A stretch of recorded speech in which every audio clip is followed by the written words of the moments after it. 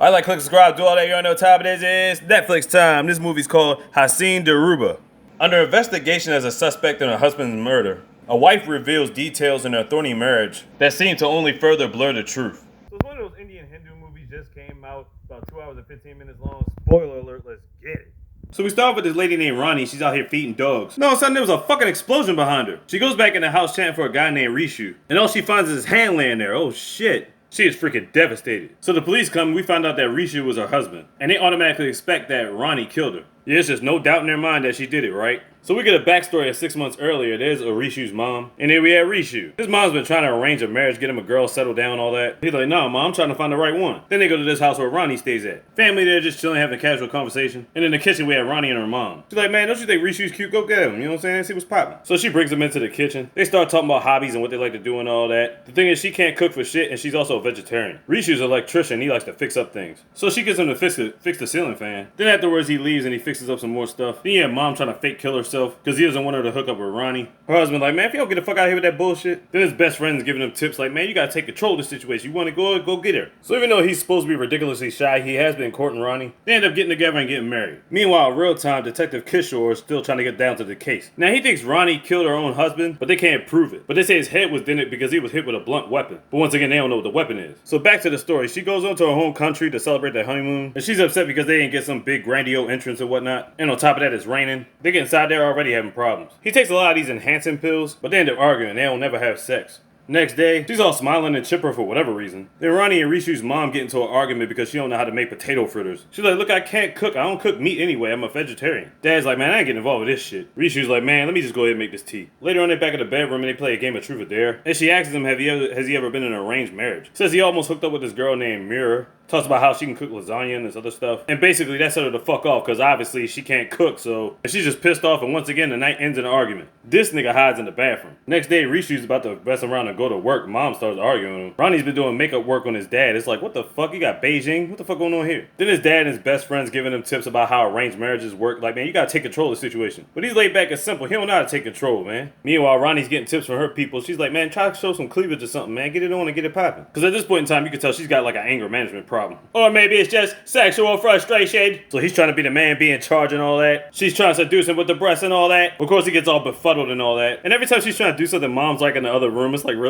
More tips from the family. Then at one point, they actually try to get it in. He undoes the top. Then they get all tangled up. Let me just tell you, it was a freaking disaster. She's like, nigga, really? Next day he gets up, he goes in the bathroom. She's on the phone with her mom and she's like downplaying the shit out of him. Talking about nothing he does is good enough. She needs somebody that could tame her and all this other stuff. Just downplaying everything he could possibly do. Of course, she ain't realize he heard the whole conversation. So he's supposed to be on his honeymoon, but this nigga decides to go back to work. They're like, man, why don't you enjoy your honeymoon? What you ain't here with us for? Boss said, all right, fuck it, you want to work? Here you go. And he gets some work done. Meanwhile, he's been coming home from work and basically ignoring Ronnie. So she confronts him. She's like, seriously, like, yo, what's the deal? He's like, man, I know you don't want me. You want somebody else? I heard how you talk about me to your mom. Basically, she hurt his feelings, and the relationship becomes real rocky after that. At this point, they barely even see each other, even though they stand in the same house. Meanwhile, she's still telling the policeman this story. And every now and then throughout the story, she always brings up this book called The Wrath of Kalavi. I'll explain that later on. So she's feeling all depressed, chilling in the city. So she's riding around one of these carts and she just happens to see Rishu talking to this other chick, like, what the fuck? So she confronts him like, the fuck going on here? So he's been going to these classes. This is girl in his class. He's like, I was just giving her directions. She's like, nigga, you barely know where you going. How the hell you gonna give somebody else directions? So at this point, she thinks he's cheating on her. So later on, she gets on the phone with her mom, talking about she might make some plans to head on home. She's like, no, you gotta stay out there. You don't want people to think that you're away from your husband. Besides, she ain't gonna be home anyway. She's gonna go to her brother's house or something like that. So she tries to have a conversation with Rishu. Says she's sorry she blew up on him and she's talking about the honeymoon and all this other stuff. And because their relationship's been so rocky at this point, he's like, you know what? Rips up the honeymoon tickets like, fuck it, we ain't gotta go. So it went from bad to worse at this point. And it's about to get even crazier because Rishu's brother Neil stops in for a visit. So at this point, Rishu's been pretty much ignoring Ronnie, but Neil's been paying her real close attention. From the balconies to her watching him exercise and shit. And the tension is still rocky between Ronnie and Rishu. And Ronnie and Neil are getting closer. This ain't good. Then all three of them go out for kayaking. She ends up falling overboard and Neil is the one that saves her. She's really trying her hardest to cook up something. Neil goes and approaches her, fixes her hair a little bit, then he goes off to his room. Then she follows him upstairs and says, don't touch me. He pulls her closer and he's like, or else what? And then she starts kissing him, and then she ended up giving him the business. Meanwhile, while everybody was home, how the fuck she pulled that off? They're all at the dinner table, they giving each other googly eyes like, damn, can you at least try to be inconspicuous about it? So apparently he likes eating this dish called mulatto, and she likes this guy so much she's gonna go to the store to pick up meat. and cook it for him. How the fuck she gonna pull this off? I thought she was a vegetarian. She gets back to the house, mom's like, really? You ain't cooking this shit in my house. But this nigga Rishu gets her own separate room so she can set up a kitchen so she can cook it in her own spot. A loyal and naive husband, I would say. Keep in mind, she's been going back and forth to the courts about this. I mean, to the police station, telling the story. So now they've been hanging out more often, and Neil tells her that he's gonna be leaving in about a week, and he wants her to come with him. And she's like, all right, fuck it, I'll tell my husband everything. Everything all good gravy. He's like, man, just take your time with it, but bottom line is, come on with me. So she's been in her own kitchen fixing this dish just for Neil. Then she finds out from her parents that Neil just left that same day. So she's thinking to herself like, what the fuck? But you cheated on your husband? That's what you get. You get played. So she tells Rishu that she fixed it for him. And as he's eating, she flat out tells him everything. That she been smashing Neil. She ain't feel like she was getting any love from Rishu. And he doesn't say shit. That's that look like he's about to reach across the table and choke this bitch. But he just eats his meal and he doesn't say nothing. Yeah, Ronnie, you know you done all the way fucked up. The next day, this nigga takes out his contacts and puts on his regular glasses back on. Then we see him in the water baptizing himself as he's thinking about Neil and Ronnie getting it on. I can't even imagine what's going through his head right now. So he hops on a bus. He gets off at this place, he sees Neil in the distance. And this nigga about to come at him with a screwdriver. He jabs him in his back real quick, but it becomes a tussle. Neil ends up fucking him up. Later on, Neil looks out the window by his house, and Rishu's just sitting on the ground looking pitiful. Then they end up having a drink together. He's like, look, man, I never meant for it to come to this. That's why I left. But you should have been satisfying her. Other than that, she wouldn't have came to me. He's like, nigga, I ain't trying to hear that shit. He's like, dang, for all that, you should have just took her with you. I'm like, damn. So she's back at the house waiting on Rishu. He comes back all messed up, and he's digging in the trash can. He's like, what the fuck is he looking for? Meanwhile, she's apologizing about everything, apologizing her heart out. But he ain't trying to hear none of that shit. In fact, he ready to kill her ass. Turned out the glasses were broke. He was looking for his contacts. This nigga getting furred at this point. His parents are going out to pick up some stuff. They'll be right back. Meanwhile, she packed up her stuff because he told her to get the fuck out. So she's trying to get a ride. She can't get a ride. And Rishu's gonna help her get a taxi. He puts her stuff in a taxi and she's like, nah, fuck that. She's like, I'm staying with you to the death. You could just punish me all you want. I don't care. Whatever you want to do, but bottom line is I ain't leaving you. He barely even falls asleep around her. Because he keeps seeing Neil and her in the back of his mind. Yeah, you can tell he's conjuring up some shit. So she's walking down the steps, I guess, doing some laundry. And she slips and falls all the way down the damn steps. He looks at her, doesn't even bother to lift a finger. I'm like, wow. She says she needs his wallet to pay for the laundry. He's like, yeah, it's inside. You can go get it. So she goes in his wallet to get the money. And she finds these little blue strips of slippy paper, right? If you look at the background, these blue pieces of paper are all over the steps, showing that this motherfucker was intentionally trying to kill her. But she just took it as punishment, like, yeah, I deserve that, I cheated on you. But then she tried to make dinner, but the gas was unnecessarily too high. And holy shit, she almost ended up burning to death. This nigga looked back like, did it get her? I'm like, god damn, dude. It only burned her hand, but she's lucky as shit. I'm like, yo, this dude is really trying to kill her, yo. But she loves him so much, and she knows she did him so wrong that she's willing to stay with him regardless. And it's no exaggeration, she is willing to die for him. Which is another thing in real time she also explained to the police. He still thinks her story is semi-bullshit, but he's gonna go along with it anyway, especially because he knows he's gonna make her take a lie detector test. So as he's talking to his friend now, his friend can tell that this nigga is completely changed. He is completely scared of him right now. She's like, come on, talk to me, say something. Matter of fact, fuck it. If you're gonna kill me, just go ahead and do it. She's standing over by the edge, basically daring him to kill her. He's still seeing both of them in the back of his mind smashing. Got that look on his face like, are you really tempting me, bitch?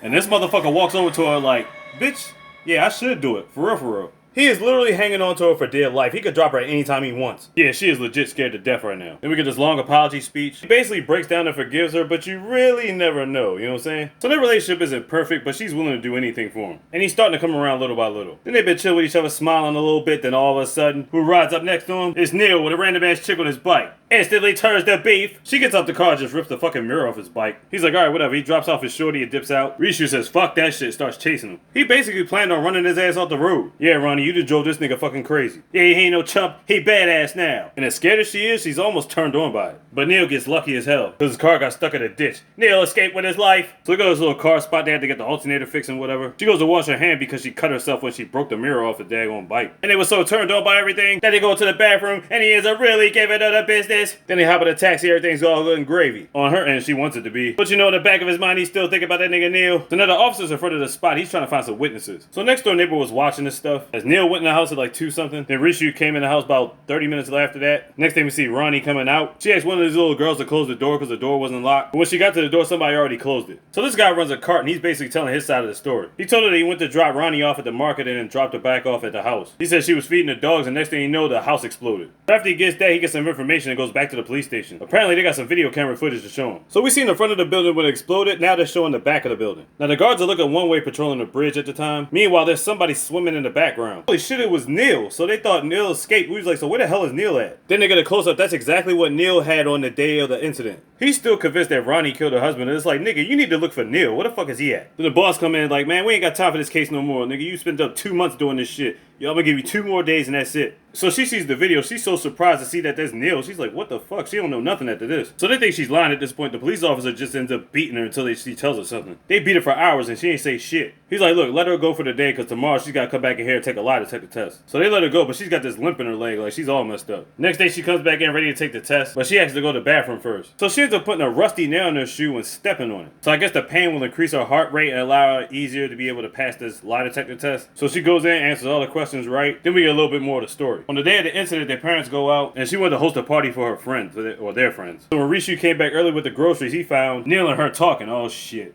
Next thing you know, she's kicked out the house to go to the market. She's feeding the dogs, the explosion happens, and that's the story she told them. The lie detector test didn't go off, but they still believe that something's not right. They never seen her wear shoes like that, so they checked her shoes, found a rusted metal nail in it. And they said, fuck that, you gonna take this test again. So she took the test again, and ironically, she told the truth on everything. So the pause is like, this case is closed, you're done, focus on another case. And they had no choice but to let it go. Case is closed, done deal. Damn goofball, you looking at her, you had evidence on Neil, you should have tried to find his ass. So now 5 years that went past, he's getting transferred to another position, chilling with the crew, chilling with his fam, and they're at this bookstore, but he sees a familiar book. The book called The Wrath of Kasali, the one that Ronnie kept referring to. So while he's on the boat, he picks up this book and starts reading it, and it's really a step-by-step play of how to get away with murder. So now we're about to get the real story of what happened on that fateful day. So we know he went to the store, he came back and found Neil and Ronnie talking together. So the thing was, Neil was going to end up exposing her because when they had sex, he recorded it on tape. He was going to put it on all these little websites and whatnot. He popped up out the blue. Ronnie didn't want him anywhere now, but Rishi's like, man, fuck all this shit. So Rishi bashes him in the back of the head with a frying pan.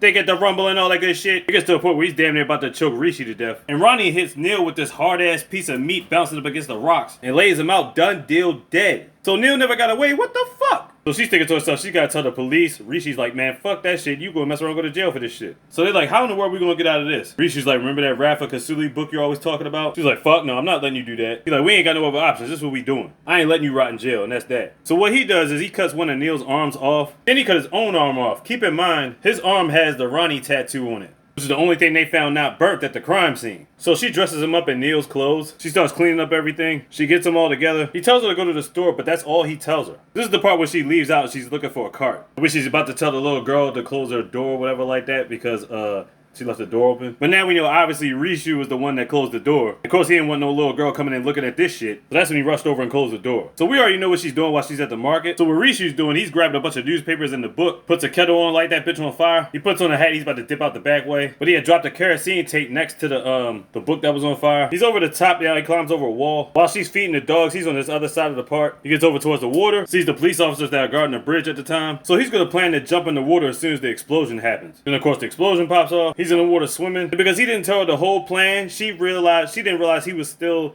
in the house. So she really thought he was still in the house. Meanwhile, it's like this nigga couldn't swim no more. Like he just drowned, just floating down to the bottom. And the inspector finished the whole book, and apparently that's how the killing happened in the book. Too late for him to try to figure it out now. The case been closed for like 5 years now. But as she's walking towards a train to get up out of there, we found out Rishu didn't drown. In fact, he pops up right up next to her. And they're walking hand in hand, side by side. A crazy ass love story. Man, I tell you, every part on this joint had me tripping. Haseen Dillruba on Netflix. Check it out. Like, click, subscribe, do all that. You know the top of this. Like, these are the easy best stuff. Big. You got that slogan.